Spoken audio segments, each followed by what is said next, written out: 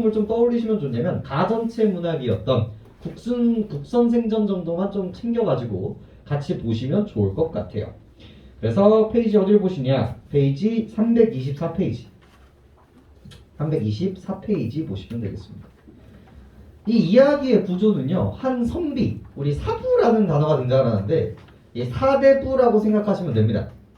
그러니까 진짜 이 스승님이 아니라 사대부, 즉 양반, 이제 나중에는 선비라고 표현이 되는데, 이 선비가 길을 걷다가 누군가가 소곤거리는 이야기를 듣습니다.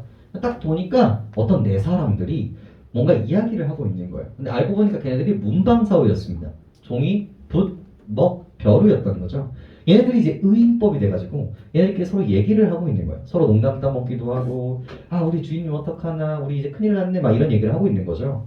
그래서 이제 가만히 보니까 이제 내 물건들 같은 거예요. 그래서 이제 이야기를 하다가 밤이 깼어. 근데 이게 웃긴 게 원래 이런 얘기들은 일반적으로 꿈을 꿨다가 깨야 되잖아요. 근데 이 사람은 안 깨요. 그러니까 현실에서 얘네들을 만나. 그러니까 전기적인 요소를 가지고 있는데 일반적으로는 꿈에 들어갔다가 나와야 된단 말이야. 근데 그게 없어요. 그래서 현실과 꿈의 경계가 되게 애매모호해요. 이렇게 자다가 이렇게 눈을 떠요. 아 자다가 눈을 떠요. 그냥 이렇게 있다가 이제 일어난단 말이야.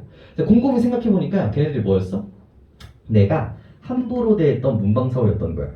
아 내가 막 붓도 이제 잘 정돈해야 되고 먹도 깨진 거 이제 고쳐야 되고 종이도 이렇게 소중하게 보관해야 되는데 하인이 와가지고 저 이거 장독대 좀 닦아도 돼요?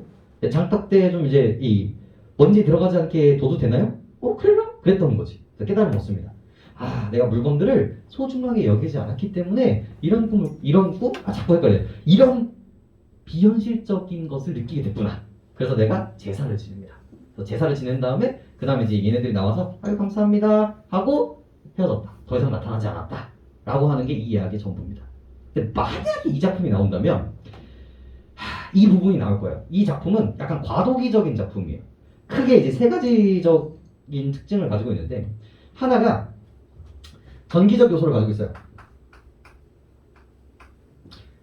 전기 소설, 즉 비현실적인 소설을 가지고 있거든요. 근데 무슨 대칭이 만들어질까요? 사랑 이야기가 없어요. 그 당시 전기적 요소들은 전부 다 이 남녀 간의 사랑 이야기를 좀 베이스로 하고 있거든요. 아니면 영웅 소설. 영웅. 근데 그런 얘기가 있다 없다? 없다라는 게 이제 포인트고요. 그 다음에 이제 포인트가 이 사람 아까 꿈 얘기를 했었잖아. 전기부터 할까요? 전기류. 우리 아까 무슨 체? 가전체. 가전체의 요소가 있어요. 이거 뭐였어? 가짜 일대기라고 이야기를 했었죠. 우리 술이나 이 돈 같은 것들을 의인화해서 처음에 뭐 나오고? 가게 나오고, 그 다음에 행정 나오고, 그 다음에 평가 나오는 그 구조를 가지고 있는 작품인데 이 작품은 그런 게 나와요? 안 나와요? 안 나와요. 이 문방사오를 의인화했다라는 공통점은 가지고 있지만 얘네들의 일대기, 일생이나 평가 같은 것들이 드러나지 않기 때문에 가전체 요소를 갖고 있지만 그렇다고 가전체는 아니에요. 그 다음에 이제 몽유계 소설이에요. 그래서 몽유계 소소가 있어야 돼. 그래서 현실에서 살다가 꿈속에 들어가서 환상을 느끼고 다시 이제 빠져나와야 되는데 얘는 경계가 애매해. 그래서 꿈과 현실의 경계가 되게 애매하기 때문에 약간 이도 저도 아닌 느낌을 가지고 있습니다. 이런 얘기들이 보기에 나올 수 있고요. 이런 부분들을 이 글감에서 찾아내라. 이런 식의 이야기가 나올 만도 합니다. 나온다면. 나머지 것들은 뭐 그렇게 어려운 얘기들이나 주제의식은 아니기 때문에 요거만 가지고 한번 글을 읽어보도록 하겠습니다. 바로 들어가 보죠. 바로 들어가 봅시다. 한 사부가 있었다. 한 선비가 있었습니다. 성명은 생략하고 적지 않는다. 옛것을 좋아하고 시리에 차 있었으며 세상으로부터 배척당했다. 이게 전형적이거든요. 이 사람의 속세에 있는 이유가 뭐야? 내가 임금님 곁으로 있고 싶은데 배척을 당하죠. 내가 과거를 봤어. 근데 내가 뛰어나거든요. 근데 붙을까 못 붙을까? 못 붙어요. 왜? 그 당시엔 실력으로 승부하는 게 아니라 돈과 재력과 이 집안으로 승부하던 시대였거든요. 그래서 안 되는 거예요. 그래서 가세가 비록 군색해도 가난해도 품은 뜻만은 크고 넓었다. 그래서 이 인품에 대한 평가가 되게 긍정적이라는 걸 알 수 있죠. 일찍이 달살촌에 별채를 지은 적이 있는데 문을 닫아 걸고 왕래를 끊고는 오직 책만을 즐겼다. 세상 속세를 떠나서 학문을 쌓고 있는 모습이죠. 긍정입니다. 이웃집도 그 얼굴을 보지 못한 자가 몇 년이나 되었다. 그래서 한 사부에 대한 소개로 시작을 하고 있습니다. 세월이 대훈락에 든 해, 계사년이라고 얘기해서 그냥 1900 몇 년도 이런 느낌이라고 생각하시면 되겠고, 한가위를 이틀 앞둔 때였다.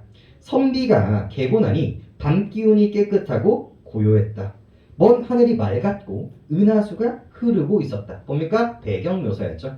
뭔가 환상적인 공간으로 들어가기 전에 나오는 전형적인 모습이라고 보시면 되겠어요. 밝은 달이 빛나고 맑은 이슬이 영롱했다.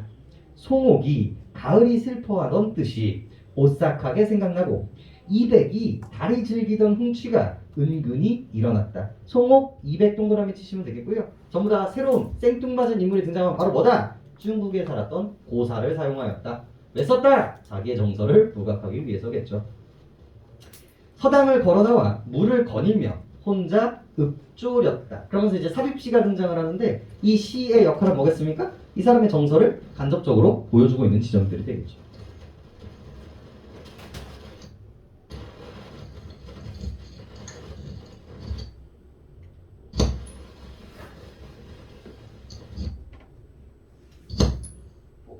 굿.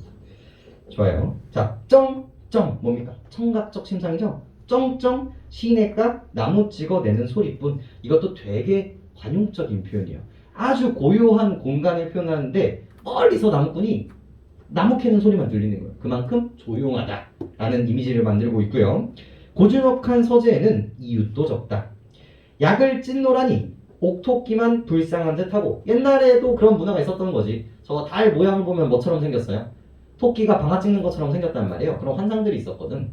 그런 것들이 좀 반영되고 있고, 술잔을 멈추어도 누가 있어 달에게 물어볼 사람이 있다 없다? 없다. 서리법을 베이스로 지금 주변에 사람이 없는 외로움 그리고 적막함을 보여주고 있는 지점들이에요. 단풍나무 숲속에서는 이슬방울 듣는 소리가 들리고 대목골목 깊고 깨끗해 먼지조차 잃지 않네. 봐봐. 일반적인 이런 글감들이 나오면 이거 긍정이거든요. 근데 여기서는 조금 미묘해요. 왜? 봉황 색인 누각 떠나온 지가 몇 해련가? 야, 봉황 나오고 누각 나왔죠? 이거 궁궐입니다. 그죠? 미인을 우리 삼위인곡 송미곡 배웠잖아요. 뭐야? 임금님을 떠나온 지 어찌 만나? 배량 더음 시름 격도다. 이 마지막 줄이 별 5개거든요. 이 사람은 자연에 있어요. 물론 자연은 좋은 공간입니다. 하지만 그렇다고 해서 완벽하게 좋은 공간이야? 아니야. 이 사람은 근심과 걱정을 하고 있어요. 그리고 더 나아가서 뭘 보여주고 있어? 미련을 보여주고 있어요. 아까 우리 앞줄에 뭐였어? 세성으로부터 배척당했다는 거야. 그러니까 원래는 내가 어디로 나가고 싶었는데, 속세로 나가고 싶었는데 이 쓰레기 같은 삶이 우리 세상이 나를 받아주지 않았던 것뿐이란 말이야. 그래서 마지막 줄을 뭐라고 해야 돼? 속세에 대한 미련이 존재한다 정도로 마무리를 하셔야 됩니다. 그래서 지금 나의 상황은 좀 갈등? 약간 속세에 대한 미련? 이런 것들이 남아있는 상태가 되겠습니다. 말을 마치고 마음이 슬피, 그래서 슬피 동그라미 치시죠. 그래서 나의 상황을 되게 부정적으로 인식하고 있다는 거예요. 그래서 자연 속에 있다고 해서 자연 좋아 이 느낌 아니란 말이야. 알겠죠? 서너 차례 하였더니 도저히 잠을 이룰 수가 없었다. 손으로 마른 오동나무를 더듬어 바깥에 자리 잡고 있었고, 때는 밤도 이미 삼경인지라 인적이 전혀 없었다. 호련 금방 안에서 두런두런 웃는 듯 말하는 듯한 소리가 들려왔고, 선비는 가슴이 두근거려 왔다 갔다 하면서 숨을 죽이고 기구여서 들어보니 과연 누군가 글방에 있는 듯했다. 새로운 인물의 등장이고요. 사건이 새롭게 시작하는 부분입니다. 선비는 도둑인가 의심하여 살그머니 맨발로 몇 걸음 다가서서 살펴봤고요. 이때 달빛은 빈창으로 흘러들어 방안이 대낮 같았습니다. 창틈으로 은밀하게 엿보니 모습도 의관도 각기 다른 네 사람이 둘러 앉아 있었죠. 자, 우리 이 전기, 가전체 요소에서 어떤 특징들을 갖고 있었어요? 술이라든지 이 동전이라든지 꽃이라든지 얘네들을 묘사하는 데 있어서 얘네들이 가지고 있는 속성들을 가지고 얘네들의 외양 묘사를 만들었단 말이에요. 그래서 여기서도 마찬가지입니다. 우리 문방사호. 내신, 만약에 여기가 내신이 들어가시는 분들은 이거 구분할 줄 알아야 되거든요. 붓, 먹, 종이, 그다음에 벼룩. 얘네들이 각각의 특징을 반영해서 생김새를 설정하고요. 각각의 발화와 특징들도 설정을 합니다. 그것만 이제 매칭해 주시면 끝나는 작품이에요. 그중 한 사람은 까만 비단옷에 검은 관을 썼는데 중후하고 꾸밈이 적었으며 가장 연장자였다. 벼루입니다. 그래서 까만 비단옷을 입었고요. 또 한 사람은 알록달록한 옷을 입고 모자를 벗어 맨 상투가 위로 도드라져 있으며 기품이 심히 날카로웠다. 붙입니다. 또 한 사람은 흰 옷에 관건을 썼으며 용모가 백옥같이 희었다. 흰 종이를 말하는 이야기고요. 또 한 사람은 검은 옷 검은 모자에 얼굴은 푸르게 칠한 것 같았으며 극히 못생기고 작닮았겠다. 왜? 울퉁불퉁하고요. 조그매진 이유가 뭐겠어요? 많이 썼기 때문이겠죠? 먹을 의미하게 됩니다. 그래서 외양묘사와 이 문방사후의 인격부여, 의법을 기반으로 하고 있다는 거 체크해 주시면 되겠고요. 네 사람이 서로 말하기를 누가 능이 없음을 몽뚱이 삼아 삶을 거짓으로 삼고 죽음을 참으로 살 수 있을까? 되게 어렵게 얘기를 하고 있지만 결국은 정리하자면 삶과 죽음을 누가 논할 수 있겠는가? 이 삶과 죽음에 대해서 누가 논할 수 있겠는가? 이렇게 해석을 해주시면 되겠고요. 누가 움직임과 고요함, 흙과 백이 한 가지 이치임을 알 것인가? 세상의 이치에 대해서 아는 사람, 내가 그와 버타리라 라고 이야기를 하고 있죠. 그래서 이 네 사람이 떠들고 있는 건 뭐에 대한 이야기다? 진정한 벗이 무엇인가에 대해서 논의를 하고 있었던 거예요. 그래서 내가 어떤 사람이랑 친구를 하고 싶다는 거야. 삶과 죽음에 대해서 논할 수 있는 사람. 그죠? 그 다음에 그 세상의 이치에 대해서 논할 수 있는 사람과 친구를 먹고 싶다라는 말을 하고 있는 거고요. 하고 네 사람이 서로를 바라보며 웃으며 말하기를 사여여뇌라면 충분히 막역한 벗이 될 만하지 하고 무릎들을 당겨 앉았다라고 얘기하고 있죠. 자, 사여여뇌가 뭘까요? 라고 하면 이제 뒷장에서 이제 넘버링이 나오는데 한번 보시면 사여여뇌는 장자에 나오는 가상의 내 친구, 서로 막역지우임을 의미합니다. 그래서 얘도 또 고사에 대한 이야기가 나오는 거죠. 옛날부터 아주 친한 친구들을 의미를 했을 때 이 얘네들의 예시를 쓴다라고 볼 수가 있겠고요. 그리고 이 문방사후거든요. 봐봐, 지금 얘는 뭐야? 서로 뭐예요? 친구야, 친구. 우리가 글을 쓸 때 필요한 네 가지 친구를 의미한단 말이에요. 그러니까 진정한 친구들이 바로 뭐다? 바로 우리들이다. 우리들이 서로 진정한 친구가 될 수 있다. 이런 뜻이라고 생각하시면 되겠습니다. 그죠? 그래서 흰옷이 말했다. 오늘 밤 주인이 안 계신다고 우리가 방을 독차지해 즐기는 것이 너무 교만하지 않는가? 여기서 주인은 누구를 의미하겠습니까? 사고를 의미하겠고요. 주인이 벗을 모자가 머리를 가로지며 말했다. 자, 여기서는 내시적 얘기는 누가 무슨 얘기하는지 되게 중요해요. 종이가 걱정을 해요. 야, 우리 주인 없이 이렇게 떠들고 있어도 되는 거야? 그래서 붙이 말합니다. 주인이 무리와 떨어져 홀로 살면서 함께 거처하는 자는 우리뿐이다. 살갗을 문지르고 벼르죠. 뼈를 부딪히고 먹이네요. 머리를 적시고 붙이고요. 등에 물이 스며드는 종이네요. 수고로운 일을 한 지도 아주 오랫동안 되었다. 나는 붓이에요. 노둔하다라는 놀림을 배웠고, 왜? 붓을 많이 쓰다 보면요, 매끄럽게 쓰지는 게 아니라 빡빡해집니다. 그러니까 느려지는 거고, 이거를 의법으로 했으니까 느리다라고 표현을 하고 있는 거고요. 자네는 경박하다. 왜? 가벼우니까. 제일 가벼우니까 경박하다고 꾸지람을 들었네. 저 사람은 운명이다 하고 먹이 다 썼네요. 이 사람은 흠결이 생겼습니다. 벼루에 금이 간 거죠. 주인과 함께 거처하던 때가 얼마나 더 되겠는가? 얼마 남지 않았습니다. 그러니 이토록 밝은 단 아래 어찌 한마디 하지 않을 수 있단 말인가? 그래서 우리 서로 다 은퇴해야 돼. 그러니까 우리의 서로의 정서, 회포를 풀어야 하는 게 뭐 그게 나쁜 일이겠어.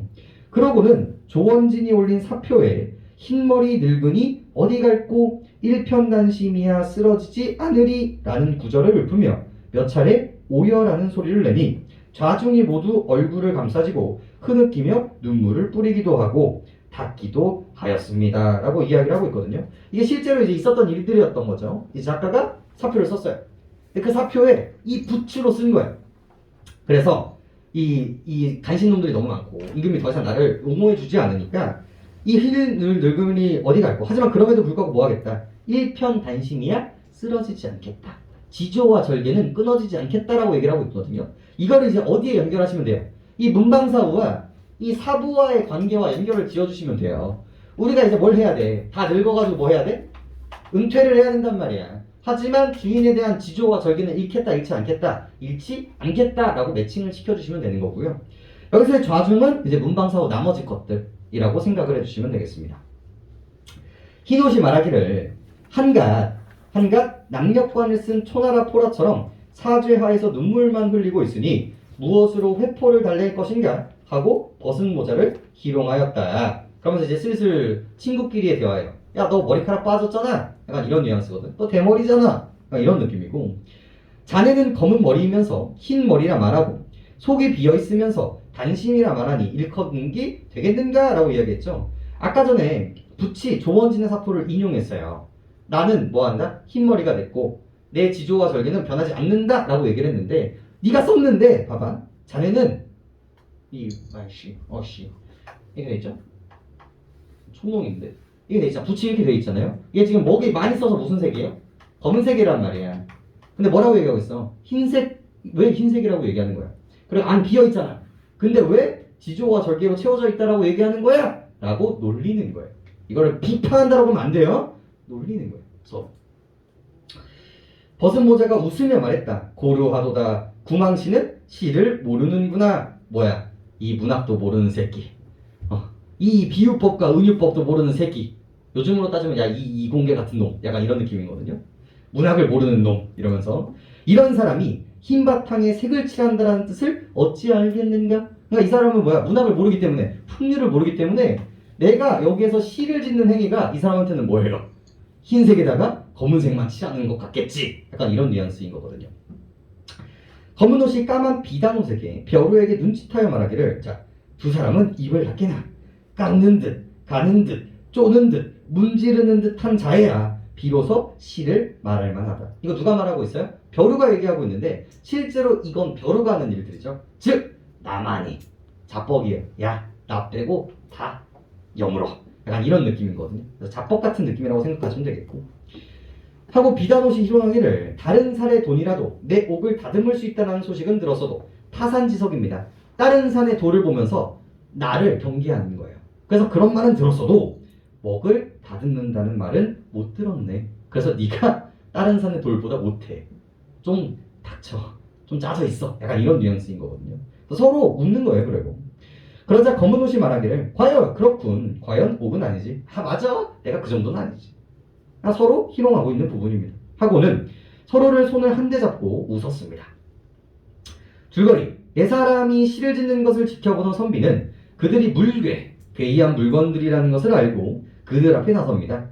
선비와 네 사람은 서로를 소개한 후에 시를 지어 자신의 생각을 드러내는데, 네 사람은 자, 결론은 뭐냐면 자신을 멀리 내버리지 말라는 당부를 하고 사라지게 됩니다. 만약에 나온다면 이 중반 부분들이 나올 텐데, 오늘 드리는 과제들 그리고 한수 모의고사에서도 항상 드러나 있으니까 그때 한번 읽어보시면 될 겁니다. 그 다음, 선비가 방에 혼자 누웠으나 말똥말똥 잠을 이룰 수가 없었다. 바로 이 부분이 꿈과 현실의 모호성이에요.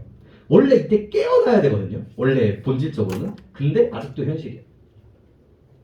만났던 일을 생각하니 거의 알듯토한데 해가 이미 창문을 비추고 있었다. 시동이 이상하게 여겨와서 여쭈기를 오늘은 어찌 늦게 일어나시는군요. 하니 선비가 답하기를 간밤에 달이 너무 밝아 시를 읊조리며 정을 풀다 보니 아침에 고나게 잠들었구나. 그걸 몰라서 지금 물어보는 것이냐 하고는 일어나 방 안에 돛, 벼루, 종이, 먹을 살펴보았습니다. 옛날부터 소장하던 도기벼눌은 바람벽 흙덩이 때문에 떨어져서 깨져 있었고, 한자로 있는 붓은 붓대가 알록달록한 대나무였지만 머리감이 없었고, 낡아서 글씨 쓰기에 적당하지 않았습니다. 하나 있는 먹은 갈지 않고 남아있는 부분이 손끝마디도 되지 않았고요. 종이는 며칠 전 시동이 여기 투박한 당나무 종이가 있으니 장독 뚜껑을 덮겠습니다 하여 그려너무나 한 것이었다. 이게 앞부분에서 나왔었던 인물분의 특징과 동일하죠. 아이에게 종이를 가져오라고 하여 살펴보았더니 깨끗하고 두꺼웠다. 이로써 모든 것이 분명하게 이해되었고, 즉시 그 종이로 나머지 세 물건을 싸고 으슥한 곳에서 묻으며 글을 지어 제산해 주었습니다. 바로 이 부분이 이 글의 주제의식이기도 해요. 문방사후 사물의 가치를 뭐하자? 존중하고 소중하게 다루자. 이게 이 글의 주제의식이라고 생각하시면 되겠습니다. 됐죠? 그래서 뒤쪽에 이제 얘네들이 다시 나와가지고 그날 밤에 아유 제사 지내줘서 감사합니다. 이제 편히 갈 수 있겠어요. 하면서 끝이 나는 작품이라고 보시면 되겠어요. 특징만 읽고 마무리하죠. 329페이지인데 여기도 329페이지인데 특징만 좀 읽어보죠. 1번 종이 북, 벽, 머루를 의인화하고 있으며 작가의 자전적인 내용을 소설화했다. 그러니까 작가가 있었던 일이야. 실제로 거기서 아까 사표 썼던 일 있죠? 그 사표 썼던 일 역시도 이제 이 사람과 경험이 결여되어 있는 부분들이거든요. 그래서 이런 것들을 근데 그렇다고 해서 자기 내용이다라고 하면 그 수필이라고 하면 안 돼요. 이 사부가 자기 자신이라는 아니야. 소설이기 때문에 허구예요. 시를 삽입하여 인물의 심리를 드러냈고요. 그렇죠.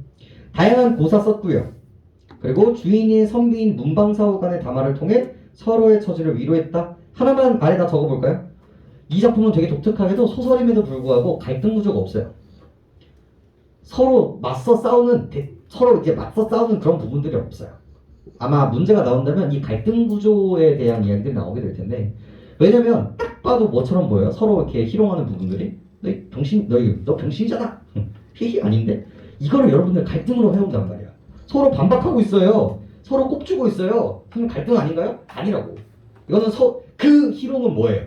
우리 친밀하게 농담 따먹게 하는 거예요. 근데 갈등이라고 하면 된다 안 된다? 안 된다. 알겠죠? 그래서 이 작품은 갈등이 존재하지 않는다. 내신이라면 뭐가 되겠습니까? 각각의 특징들을 그리고 각각의 대사들을 누가 했는지 그것만 잘 따시면 큰 문제는 없을 겁니다. 끝. 시간 관계상 문제는 패스. 자, 그 다음에 어디로 가시냐면 잔등 갑시다. 오늘 제일 중요한 작품이에요. 오늘 제일 중요한 작품입니다.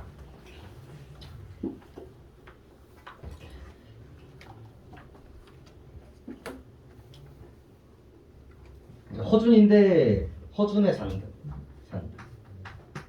자, 결과로부터 얘기를 하자면 이 잔등이 뭐냐면 연민과 동정입니다. 조금 더 하면요 인류예요. 이 작품의 배경은 어디냐면요 일제 감정기가 끝난 시점입니다. 일제 감정기가 끝나고 이 주인공은요 징병을 갔다가 일본놈들 때문에 이제 끌려갔다가 이제 해방이 되니까 이제 서울로 돌아오고 있는 여로형 구조를 가지고 있어요. 그래서 여행을 하면서 이제 서울로 가는 구조를 갖고 있는데 이때 이 사람의 감정에 초점을 두시면 돼요. 첫 번째, 광복이 됐는지 안 됐는지 잘 모르겠는 거예요. 이게 민중인 거거든요. 이게 광복이 됐는데 이걸 내가 어떻게 받아들여야 될지 잘 모르겠는 거지. 좀 담담해. 그리고 우리 한국이 처해 있는 이 지점을 객관적으로 보려고 해요. 이게 지식인들의 좀 나쁜 점이기도 하거든요. 장점이자 나쁜 점인데 지식인들이 이제 관조하고 관찰하려고 하는 거예요. 우리나라가 어떻게 살아가야 되고 막 이런 고민이 아니라 그냥 객관적인 거죠. 이런 객관적 태도를 유지하려고 하거든요. 근데 돌아오다가 두 명을 봐요. 두 명을 보는데 한 명은 장어파리 아이고요.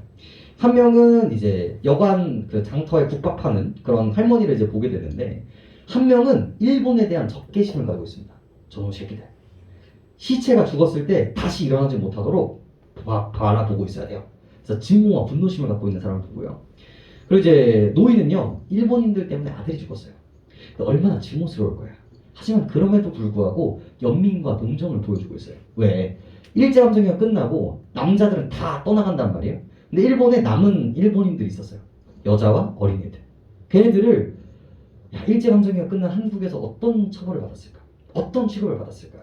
사람 취급도 못 받았단 말이에요. 근데 그 사람들을 보면서 연민과 동정을 보여주고 있다는 거지. 자, 이 지식인은 어떤 생각을 했을까? 우리가 분노를 느끼는 것도 너무 당연해요.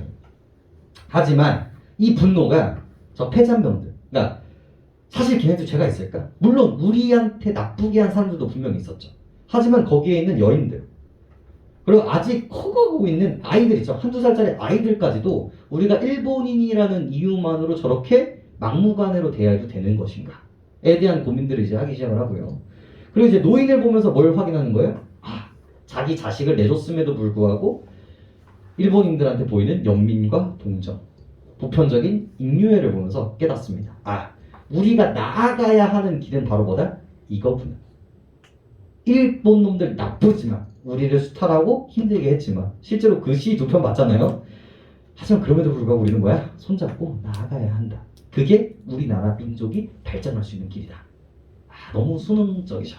근데 조금 위험한 사고방식이기 때문에 수능에 나오기는 힘든데 그래도 이 구조나 가지고 있는 메시지나 이런 것들은 충분히 나올 만합니다. 다섯 손가락에 들어가나요? 아니에요. 근데 50%를 딱 갈랐을 때 나온다 안 나온다라고 했을 때 그래도 넘어가 있는 부분들이에요. 아까 막 작가나 이런 것들은 사실 50% 전이거든요. 나오기가 되게 힘들어요. 얘네들은 나올 만하다. 이 작품 같은 경우 봅시다. 그래서 이런 이 연민과 동정을 뭐로 표현한 거예요? 형상화한 거예요? 잔등. 이게 활활 타오르는 분노가 아니라 잔잔하게 있는 그 불빛을 잔등이라고 형상을 하게 된 겁니다. 자, 그래 전체적인 이야기는 중요하긴 한데, 자 그래요. 전체적인 줄거리를 통해서 좀 이야기를 해보죠. 자, 처음에 이제 시작점이 어디가 되냐면요, 일제 감정입니다. 이 작품의 특징은 여로형 구조예요. 즉 뭐다? 여행하는 구조라는 거죠. 그럼 이 꼴 뭘 봐야 되냐면 공간의 이동을 봐야 된다는 얘기가 동일하고요. 이 공간의 이동에 따라서 겪는 경험, 그리고 그 경험 이후에 하는 감정, 그리고 정서 변화가 엄청나게 중요한 작품이라고 보시면 됩니다. 요게 다예요. 이 작품의 포인트는. 그래서 이 사람은요 어디서 시작하냐면 만주에서 시작을 해요. 만주에서. 만주가 왜 갔게? 일본 놈들 때문에 징병을 살았던 거예요. 그죠? 징병을 살아서 이제 해방이 되니까 이제 돌아와야 되는 거죠. 그래서 구조가 만주, 회령. 나중에 뒤쪽에 다 있어요. 회령. 그 다음에 수성. 그 다음에 청진. 그 다음에 이제 서울로 가는 구조를 가지고 있거든요. 이렇게. 여기서 이제 우리나라로 돌아오는 구조를 가지고 있습니다. 그래서 시작점은 나랑 이 방이라는 사람을 시작을 해요. 나와 이 방이라는 친구가 등장을 합니다. 이렇게 둘이서 이제 귀국길에 오르는데 이 회령에서 군용기차를 놓쳐요.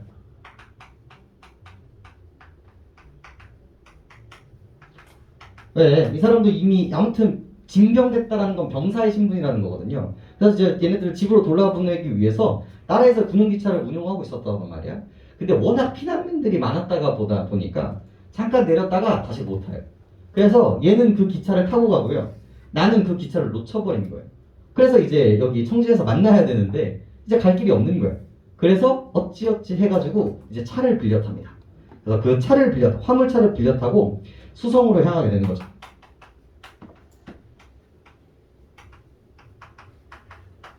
뭐 여기도 몇 가지 서사가 있지만 그냥 이 정도로 넘어가셔도 될 것 같아요.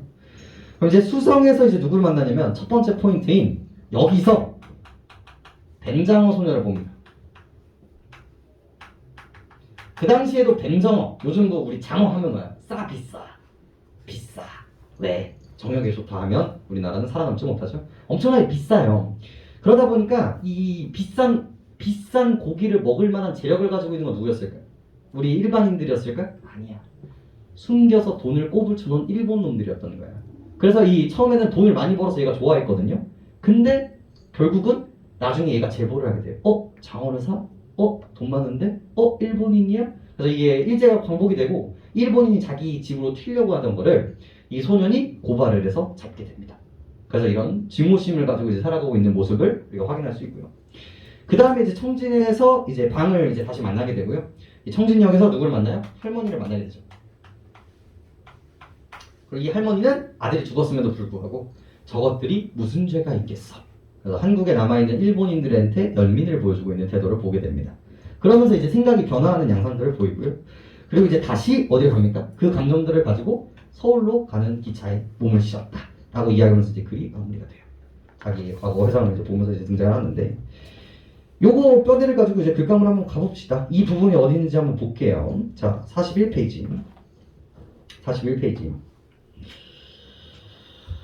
앞부분의 줄거리. 해방이 된 후에 나는 친구인 방과 함께 만주에서 서울로 돌아오다가 그와 헤어지게 되고 화물차를 얻어 타 함경도의 수성까지 오게 됩니다. 나는 제 방을 따라 내려가다가 한 소년을 만나는데 그 소년은 뱀정어를 잡아다 일본인에게 파는 역할을 하고 있었습니다. 그래서 벌써 여로형 구조의 이 공간감이 나타나고 있죠. 그러면서 이제 아이가 얘기를 합니다. 처음엔 돈이 많이 주는 것도 좋기도 했어요.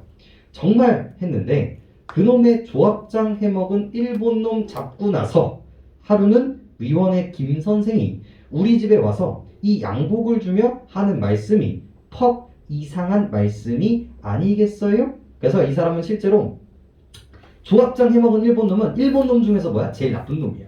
근데 걔를 잡는데 이 사람이 이제 이 정보를 줬었던 거죠. 그래서 그 정보를 준 사람이 누구예요? 김 선생. 얘와 이제 연결되어 있는 게 김 선생인데 독립운동가라고 생각하시면 됩니다. 그리고 일제감정기가 이제 끝나고 이 일본 놈들을 어떻게 처벌할 것인가에 대한 논의들을 하는 집단의 장이라고 생각하시면 될 것 같아요. 그래서 이상한 말을 하는데 너 남의 집 초상난데 가본 적이 있니? 단번에 그러십니다. 가봤습니다 하니까 그 사람 죽은 방에서 일가 친척이며 온 동네 사람들이 왜 모여서 들끓고 나를 세우는 줄 알아? 모릅니다 했습니다. 그랬더니 웃으시면서 김 선생이 하는 말이 다른 할 일이 있어서 그렇지기도 하지만은 밑줄 쳐볼까요? 죽은 사람이 벌떡 일어나는 수가 있단 말이야 하고는 하하하 하고 자꾸 웃으셨습니다. 일단 표면적으로는 무슨 내용이에요? 아이를 웃게 하려고 약간 농담 따먹기를 하고 있는 거거든요. 하지만 그 내면에 깔려있는 뉘앙스들은요. 이 죽은 사람 장례식에 갔을 때 사람들이 있는 이유가 뭐래? 이 죽은 사람이 다시 일어나는가 안 일어나는가를 감시하기 위해서야. 이 죽은 사람은 이 작품에서 뭘 의미할까요? 일본인인 거죠. 이 나라에서 일본인은 뒤졌어요. 2차 세계대전이 끝나면서 완전한 항복을 이뤄냈고 더 이상 힘을 쓰지 못한단 말이에요. 근데 그 일본 놈들이 다시 살지 못하게 우리가 뭘 해야 된다? 감시를 해야 된다. 이런 뉘앙스를 담고 있는 언어라고 생각하시면 됩니다. 글쎄 그래요. 무슨 소린지를 몰라서 왜 벌떡 일어나요? 어떻게 벌떡 일어나요? 하고 무서워서 물으니까 죽은 사람 몸뚱이를 위에 고양이가 넘어 지나가면 일어난다고 왜 그러지들 않네? 이거는 우리나라 문화가 아니라 일본 문화입니다. 실제로 시체가 이렇게 있을 때 고양이가 휙 하고 넘어가잖아요. 그럼 그 고양이의 영혼이 이 시체에 들어간다고 얘기를 해요. 그래서 사람이 시체가 벌떡 일어나가지고 막 갑자기 생선먹 갑자기 야옹거리고 그러는 경우들이 이런 옛날 우리 역사처럼 우리는 이제 우물 속에서 이제 귀신 나오고 약간 그런 느낌이잖아요. 그런 뉘앙스라고 생각하시면 됩니다. 그러고는 또 깔깔거리고 웃으십니다. 날 놀리듯이 그렇게 자꾸만 웃으시고 나서 그러니까 고양이가 오는지 안 오는지 시체가 벌떡 일어날는지 안 일어났는지 잘 지켜야 한단 말이야. 일본 놈들을 감시해야 한다. 내가 잡은 그놈의 조합장 놈도 그렇게 얌전히 자빠졌던 놈인데 벌떡 일어나서 발현하는 것을 보겠지. 그런 말씀을 하셨어. 그러니까 네가 잡은 이 뱀장어가 꽤 엉뚱한 것을 하는 셈이었단 말이지. 사람은 못 지키는 고양이를 다 지키고. 그래서 얘가 뱀장어를 팔잖아. 이걸 살 수 있는 사람은 누구였고요? 돈 많은 일본인들이었고요. 그리고 이 일본인들을 누구한테 고발하는 역할을 했어요? 이 김 선생한테 고발했던 역할을 했었던 거예요. 아 그래서 네가 참 대단한 일을 하고 있었다. 이렇게 얘기하고 있었고. 그래서 그 절반은 소녀의 말대답으로 또 절반은 그의 안색을 살피는 놀라움으로 나는 이랬다. 그 김 선생이라니가 누구니? 위원회에서 뭔가 하시는데 꽤 높은 사람이에요. 전에 감옥서 나왔어요. 감옥에 들어가기 전에 우리 집 동네에서 살다가 지금은 포항동에 일본놈 살던 집을 얻어가지고 지내세요. 김 선생은 선생 어머니하고 나만 하고 나보다 적고한 아버지 없는 조카들하고 지내다가 김先生이 잡혀 들어가고 난 뒤에 그 할머니가 혼자 살고 수가 없어서 그것들을 데리고 포항동 어느 집에 가서 지금껏 남의 집에 집을 살았지요. 그래서 김 선생의 신상을 요약적으로 제시하고 있다고 보시면 되겠고 그런 분이야. 이번엔 그런 사람이 참 많았어요. 그랬겠지. 나는 아무 말도 아니하고 잠잠해졌다. 소년도 입을 다문 채 더는 제잘거리지 아니하고는 무엇인가 중대한 것을 생각하는 사람처럼 고개를 소긋하고 걸어갈 뿐이었다. 그건 그런데 또 너 그 김 선생이라는 이가 죽은 사람을 대놓고 하신 말씀 그래 그때 알아들었단 말인가? 봐봐 이 사람이 아이가 그때 전 무슨 소린지 몰랐어요 라고 이야기하지만 이제 얘기를 하다 보니까 이 아이가 알고 있었다라는 걸 이제 깨달아요. 그러니까 이제 대답을 뭐라고 해요? 알아듣고요. 그걸 몰라요? 소녀는 한번 내 얼굴을 지켜봅니다. 아직 못 보셨군요. 건 정말 다 죽은 거 한 가지입니다. 누가? 일본인들은 다 죽은 거나 마찬가지입니다. 그는 다시 처음에 감정 볼까요? 흥분 상태로 돌아가 나체 엷은 동그라미 분홍기가 떠오르더니 다음 순간에는 다시 푹 꺼져 들어가면서.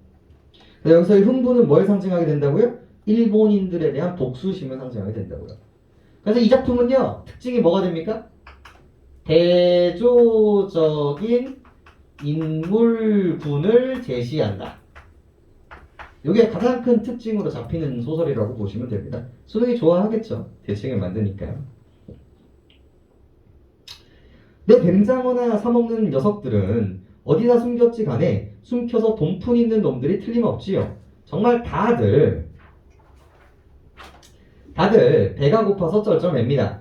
다들 얼굴이 하얗고 가죽이 축 늘어지고 다리가 부들부들 떨리는 걸 가지고 밤낮을 모르고 망깨바라리 하러 촌으로 내려오지 않습니까?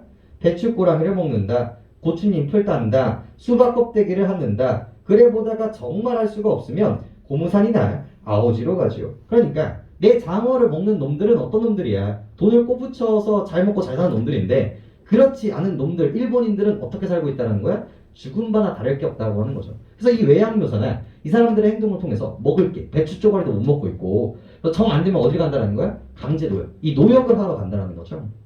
그래서 누가 보내지 않아도 자청해서 갑니다. 여기는 쌀이 없는데 일본 것들이란 거지반 산에 없은 것들이만 되다가 애새끼만 오글오글 하는 걸 데리고 가기는 어딜 가면 무엇합니까? 그래서 이 배고픔을 겪는 일본인들은 주로 누구야? 이 여성들과 아이들이었다. 그러니까 이 아이들의 대상으로 이 분노가 향하는 것이 과연 정당한가에 대한 물음인 거야. 일본인들은 나쁘지만 이 아이들까지 과연 우리가 나쁘게 볼 것인가? 얘네들을 어떻게 우리나라가 소화할 것인가? 이렇게 생각할 수 있겠죠. 중냐. 그래서 이제 얘랑 이제 헤어지고 나서 이제 어디로 갑니까? 수성에서 청진으로 넘어가게 됩니다. 청진에서 이제 반이랑 다시 만나게 되고 거기서 이제 할머니가 운영하시는 거기서 이제 숙박을 하게 됐는데 할머니의 이제 이야기들을 우연찮게 이제 듣게 됩니다. 그 구절도 이제 나눠드린 이 작품분들에서 있을 거예요. 부질없는 말로 이가 어찌 안 갈리겠습니까? 하지만 내 새끼를 가다 거두어 죽인 놈들은 자빠져서 다들 무릎을 꿇었지만은 무릎 꿇을 놈들을 꼴을 보면 눈물밖에 나는 것이 없이 되었습니다. 애비랄 것 없이 남편이랄 것 없이 잃어버릴 것 다 잃어버리고 못 먹고 굶주리고 피골이 상접해서 한 너슬대기 깡통을 들고 앞뒤로 허칭거리며 업고 앉고 주축 끼고 다니는 꼴들 어디 매가 갑니까? 발겨먹고 노으니 내갈 데가 어딥니까? 자 보시다. 눈물밖에 나는 것이 없습니다. 동그라미 쳐볼까요? 처음에는 내가 뭐 했다. 이 할머니 역시도 분노를 했어요. 왜? 나의 아들을 죽인 놈들이니까.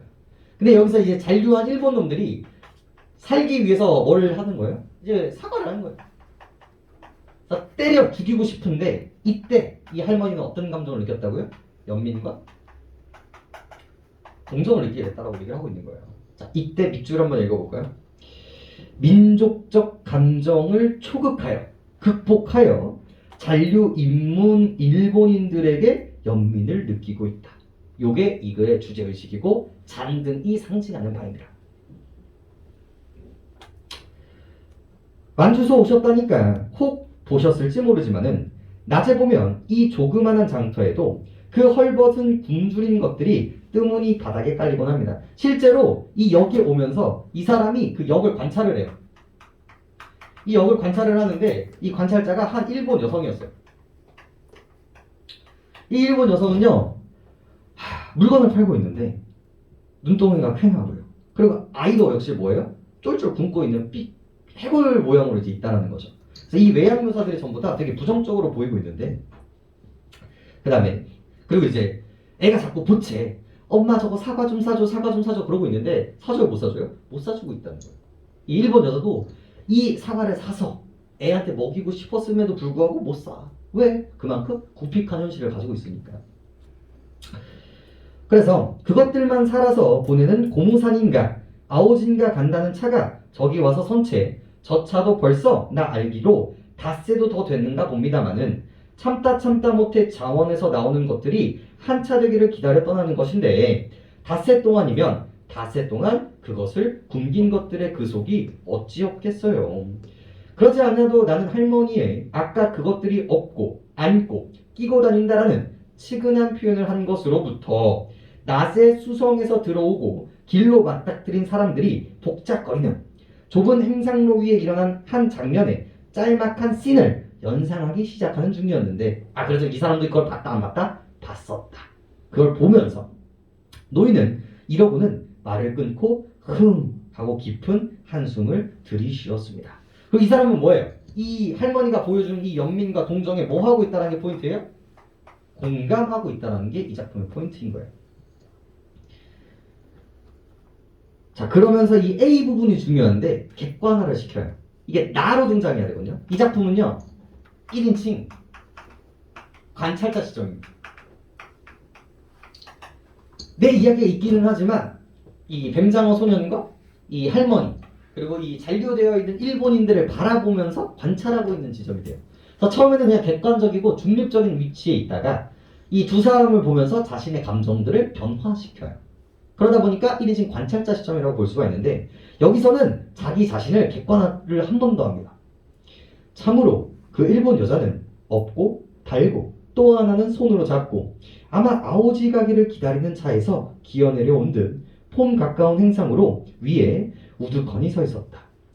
허옇게 퉁퉁 불어넣은 나체, 기름기의 전걸레 같은 헝겊조각으로 머리를 질끈 동이고 업고 달리고 잡힌 채 길 받추어 비켜 서 있었다. 머리를 동인 것만으로는 휘둘리는 몸을 어찌할 수 없다는 모양으로 골살을 몇 번 찌푸렸다가 펴서 하늘을 쳐다보고 또 찌푸렸다가 펴서 쳐다보기를 하기를 한참이나 애를 쓰는 것을 자기는, 이게 나거든요. 나는 유심히 건너다보고 있었던 것이다. 유심히 봤다는 건 뭐예요? 이때의 감정은 분노가 아니라 동정과 연민이었던 거죠. 그때 이 사람은 이 일본인들을 보면서 복잡한 감정을 느껴요. 저 일본 놈들은 나쁜 놈들인데 왜 이런 감정들을 내가 느끼는지 이 사람은 이해를 못하는 거야. 아니야, 나쁜 놈들이야. 왜 내가 저런 감정을 가져야 돼? 이러고 있다가 이 할머니의 말을 듣고 이제 완전히 이제 KO가 되는 거죠. 그런 서사를 가지고 있다. 그래서 이것도 이제 문제를 풀어보시면서 이미지를 형상화시켜 주시면 되겠는데, 특징만 보고 마무리합시다. 사실 3번 정도만 읽어보시면 되는데, 46페이지 가볼까요? 46페이지 특징만 좀 정리하면서 마무리를 해보도록 하죠. 특징 1번, 시점은 별 5개예요. 1인칭 관찰자 시점입니다. 소설에서 시점은 여러분 무조건 외워가세요. 이 작품의 시점이 뭔지만 알고 있어도 한 문제가 되게 편하실 거예요. 특징 1번, 광복이 된 내가 만주에서 서울로 귀국하는 과정을 그린 여로용 소설입니다. 1인칭 관찰자 시점을 취해서 광복 직후의 상황을 사실적이고 객관적으로 그려내고 있고요. 외양 묘사를 통해 인물의 처지를 효과적으로 드러냅니다. 특히나 일본 잔류인들을 되게 외양 묘사를 세게 때려요. 서술과 대화를 통해 인물의 성격과 심리를 직간접적으로 나타내게 되고요. 대조적인 인물형, 여기 뱀장어 소년과 할머니를 대칭시켜 주시면 됩니다. 귀로에서 접한 인물들을 통해 서술자의 밑줄 5개죠. 인식 변화가 일어나는 과정이 있습니다. 그래서 정서 변화가 이 작품에서 제일 중요합니다. 그래서 그 아래에 있는 나의 인식 변화 있으시죠? 거기 아침, 한낮, 밤 공간 이동되어 있는 그 부분 있지? 그래서 처음에 활용에는 어때요? 제3자적 객관적 인식에서 시작해서요. 수성관이가 어때요? 광복에 격양된 흥분 상태와 균형을 잃은 증오심의 이질감과 착착함을 느낍니다. 밑줄 쳐볼까요? 이 감정이 사실 어디서 나왔죠? 우리 배웠거든. 요 감정선 우리 한번 배운 적 있어요. 어디서 배웠게?